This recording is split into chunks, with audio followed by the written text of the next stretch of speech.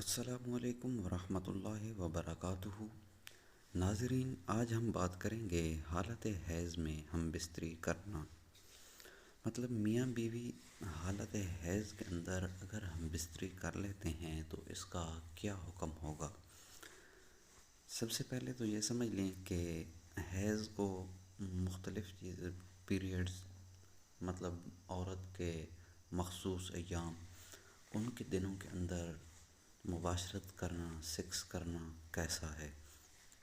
سب سے پہلے ہم قرآن مجید کے اندر دیکھیں گے، وَيَسْأَلُونَكَ عَنِ الْمَحِيضِ قُلْ هُوَ أَذًى فَاعْتَزِلُوا النِّسَاءَ فِي الْمَحِيضِ۔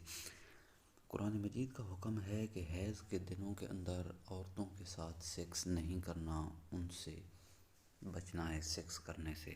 اب اگر کوئی بندہ حالت حیض کے اندر یعنی پیریڈز کے دوران اپنی زوجہ سے سیکس کرتا ہے تو اسے چاہیے کہ وہ توبہ طائب ہو، اللہ سے اپنے گناہوں کی، جو اس نے گناہ کیا ہے، بخشش مانگے، توبہ کرے، صدقہ کرے، زیادہ سے زیادہ اللہ رب العزت سے معافی مانگے اور صدقہ کرے، کیونکہ اس نے قرآن کی آیات کی خلاف ورزی کی ہے۔